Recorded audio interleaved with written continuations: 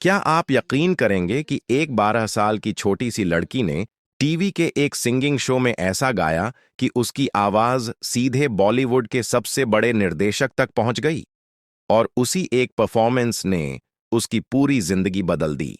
आखिर कौन था जिसने सबसे पहले श्रेया घोषाल की इस अनमोल आवाज को पहचाना और कैसे एक रियलिटी शो की जीत ने उन्हें देवदास जैसी बड़ी फिल्म तक पहुंचा दिया? आइए जानते हैं।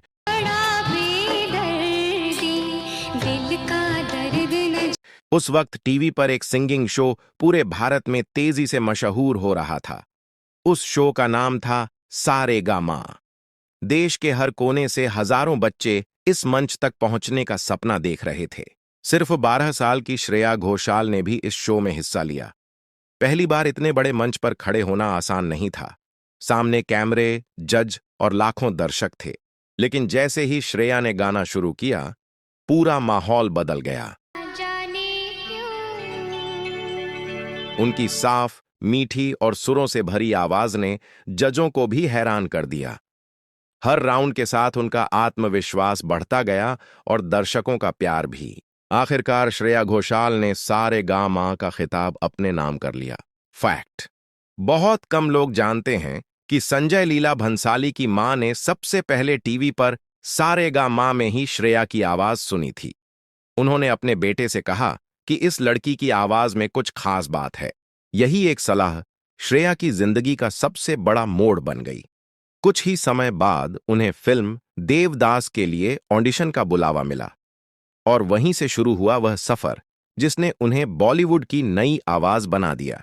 फैक्ट: बहुत कम लोग जानते हैं कि देवदास के बाद भी श्रेया घोषाल ने खुद को कभी सुपरस्टार नहीं माना। वह हर नए गाने की रिकॉर्डिंग से पहले उतनी ही मेहनत करती थीं जितनी अपने पहले गाने के लिए की थी। 2002 में देवदास रिलीज हुई और फिल्म के गाने पूरे देश में छा गए। जहां भी देखो हर तरफ बैरी पिया, डोला रे डोला और सिलसिला ये चाहत का की चर्चा।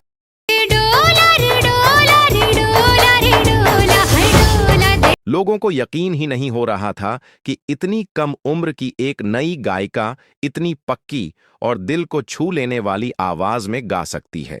लेकिन श्रेया जानती थीं कि असली इम्तिहान अब शुरू हुआ है। बॉलीवुड में एक हिट गाना देना मुश्किल होता है, लेकिन सालों तक अपनी पहचान बनाए रखना उससे भी ज्यादा मुश्किल होता है। इसी दौरान उन्हें एक के बाद एक नई फिल्मों के ऑफर मिलने लगे। बड़े बड़े म्यूजिक डायरेक्टर्स अब उनके साथ काम करना चाहते थे, लेकिन श्रेया हर गाना स्वीकार नहीं करती थीं।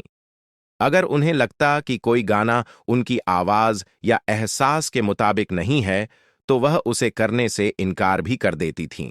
फैक्ट: कई म्यूजिक डायरेक्टर्स ने बताया है कि श्रेया रिकॉर्डिंग से पहले पूरे गाने के बोल कई बार पढ़ती हैं, ताकि हर लफ्ज का एहसास उनकी आवाज में साफ सुनाई दे।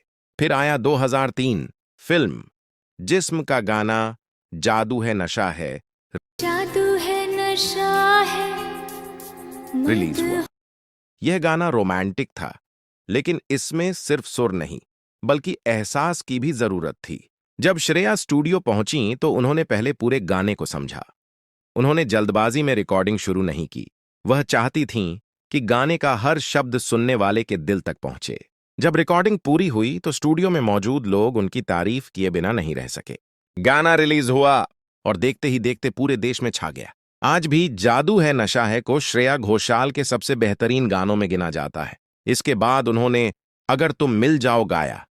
इस गाने ने साबित कर दिया कि श्रेया सिर्फ रोमांटिक गाने ही नहीं बल्कि दर्द से भरे नगमे भी उसी खूबसूरती से गा सकती है। अगर तुम मिल जाओ ज़माना छोड़। श्रेया घोषाल ने अपने करियर में सिर्फ हिंदी ही नहीं बल्कि बंगाली, तमिल, तेलुगु, मलयालम, कन्नड़, मराठी, गुजराती और कई दूसरी भाषाओं में भी गाने गाए हैं। अब उनकी पहचान सिर्फ बॉलीवुड तक सीमित नहीं रही थी। हर नया गाना उनकी कामयाबी में एक नया अध्याय जोड़ रहा था। लेकिन फिर एक ऐसा गाना आया जिसने सिर्फ भारत ही नहीं बल्कि दुनिया भर में रहने वाले करोड़ों लोगों को उनका दीवाना बना दिया। उस गाने का नाम था तेरी ओर। आखिर इस गाने की रिकॉर्डिंग के दौरान ऐसा क्या हुआ था जिसे आज भी लोग याद करते हैं? यहीं से श्रेया घोषाल का सफर एक नई ऊंचाई पर पहुंचने वाला था। 2008 में film Singh is king release हुई। फिल्म के कई गाने पसंद किए गए, लेकिन तेरी ओर ने लोगों के दिलों में एक अलग ही जगह बना ली। इस गाने में श्रेया घोषाल ने राहत फतेह अली खान के साथ अपनी आवाज दी। दोनों की आवाजों का ऐसा मेल बना कि गाना रिलीज होते ही सुपरहिट हो गया। आज भी जब बॉलीवुड के सबसे खूबसूरत रोमांटिक गानों की बात होती है, तो तेरी ओर का नाम जरूर लिया जाता है।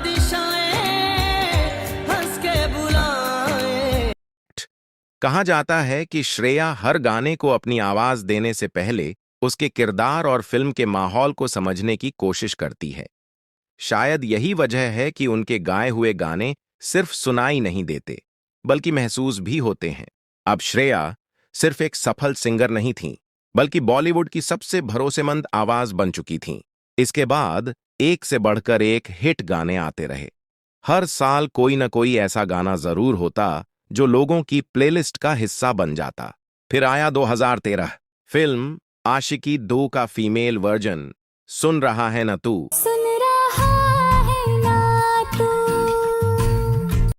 रिलीज हुआ। इस गाने में दर्द, मोहब्बत और जुदाई का ऐसा एहसास था कि लाखों लोगों की आंखें नम हो गईं। श्रेया की आवाज ने इस गाने को एक अलग ही मुकाम पर पहुंचा दिया। आज भी यह गाना उनके सबसे पसंदीदा गीतों में गिना जाता है। फैक्ट: श्रेया घोषाल ने अपने लंबे करियर में कई नेशनल फिल्म अवार्ड और दर्जनों बड़े संगीत पुरस्कार जीते हैं। मोहे रंग दो लाल and my favourite singer Shreya Ghoshal. इतनी लंबी सफलता बहुत कम गायकों को नसीब होती है, लेकिन उनकी जिंदगी में एक और यादगार पल आने वाला था। 2015 में संजय लीला भंसाली की फिल्म बाजीराव मस्तानी रिलीज हुई। याद कीजिए, यही वह निर्देशक थे जिन्होंने सालों पहले एक नई लड़की को देवदास में पहला बड़ा मौका दिया था। अब वही लड़की पूरे बॉलीवुड की सबसे बड़ी आवाज बन चुकी थी। फिल्म का गाना दीवानी मस्तानी रिलीज हुआ playback singer goes to my favorite film Bajirao मस्तानी।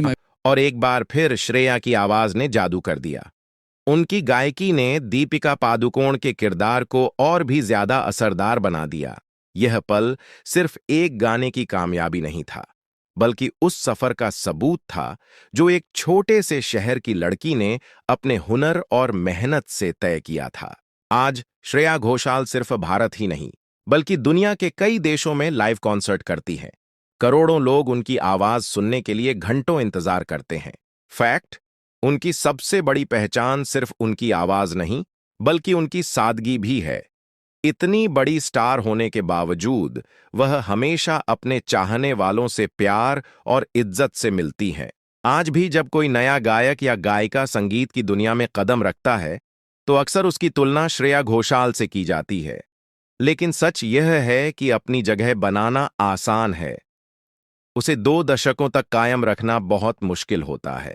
श्रेया घोषाल ने यह साबित कर दिया कि अगर इंसान अपने हुनर पर भरोसा रखे, लगातार मेहनत करे और सीखना कभी बंद न करे, तो कामयाबी सिर्फ मिलती ही नहीं, बल्कि हमेशा साथ रहती है।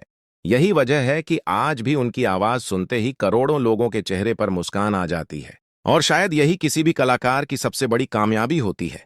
जिंदगी में कामयाबी हासिल करने के बाद श्रेया घोषाल ने अपने बचपन के दोस्त शिलादित्य मुखोपाध्याय से शादी की। कई सालों तक दोनों ने अपने रिश्ते को निजी रखा और फिर शादी करके अपने नए सफर की शुरुआत की। 2021 में श्रेया ने अपने पहले बेटे को जन्म दिया, जिसका नाम देवयान मुखोपाध्याय रखा गया। इस खुशखबरी को उन्होंने अपने चाहने वालों के साथ सोशल मीडिया पर भी साझा किया। मां बनने के बाद भी उन्होंने अपने परिवार और संगीत दोनों के बीच शानदार संतुलन बनाए रखा। आज श्रेया घोषाल सिर्फ एक महान गायिका ही नहीं, बल्कि एक प्यार करने वाली पत्नी और मां भी हैं। शायद यही वजह है कि उनकी सादगी और उनकी आवाज दोनों ही लोगों के दिलों में एक खास जगह रखती हैं।